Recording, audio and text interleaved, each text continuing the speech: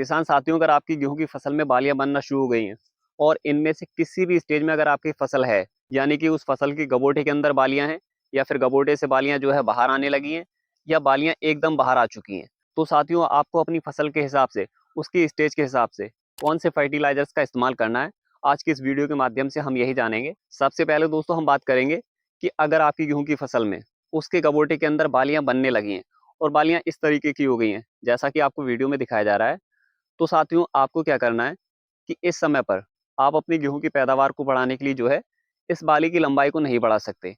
क्योंकि साथियों आपको दिख रहा होगा कि इसके अंदर जो कलियां हैं वो खिल चुकी हैं, जितने भी दाने होना थे वो इसके अंदर अब सेट हो चुका है। अब इसके अंदर दोस्तों अगर हमें पैदावार बढ़ाना है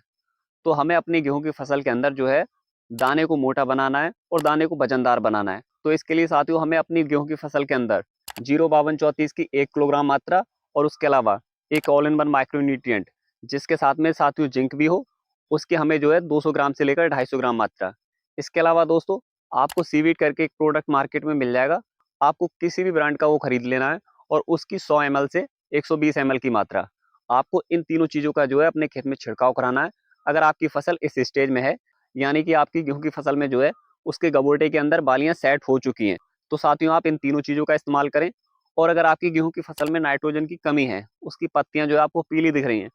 तो आप जो है 05234 की जगह पर NPK 13-40-13 का इस्तेमाल कर सकते हैं, क्योंकि साथियों इसमें 13% नाइट्रोजन और 40% फास्फोरस और 13% पोटास, तो ये आपकी बालियों को जो है अच्छा बनाएंगे और बालियों के अंदर जो दाना भराई है वो अच्छे से होगी। इसके अलावा साथियों जब आपकी ये बालियां बाहर आ जाएं, 70-80% आपकी फसल में बालियां बाहर आ जाएं,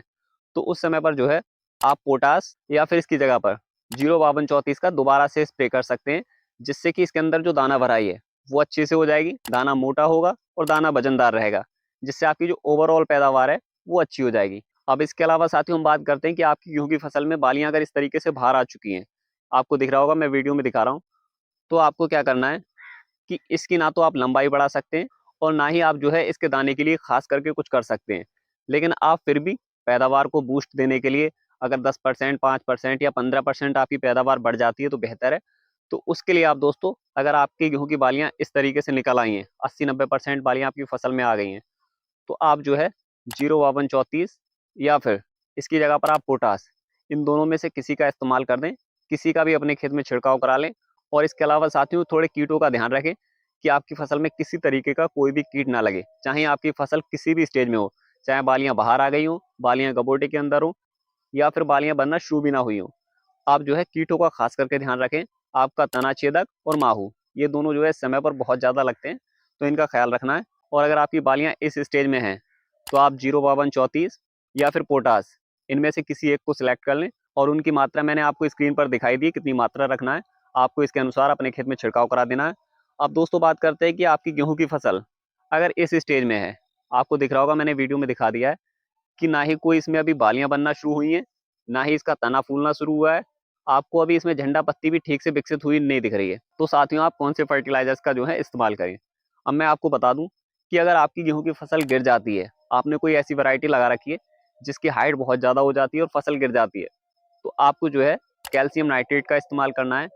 और 15 से 20 किलोग्राम कैल्शियम नाइट्रेट प्रति एकड़ आपको इस्तेमाल करना है। दोस्तों कैल्शियम नाइट्रेट के अंदर जो होता है 15% नाइट्रोजन और बाकी जो है कैल्शियम होता है। तो कैल्शियम नाइट्रेट जो है आपके पौधे में ना तो नाइट्रोजन की कमी होने देगा और कैल्शियम की वजह से आपका पौधा मजबूत रहेगा, उसका तना मजबूत रहेगा, ना ही आसानी के साथ गिरेगा। और इसके साथ में साथियों आपको बोरॉन 20% वाला, उसकी आपको 150 ग्राम से लेकर 200 ग्राम मात्रा इसी कैल्शियम नाइट्रेट के साथ में इस्तेमाल करना है। या फिर अगर आप साथियों स्प्रे करना चाहते हैं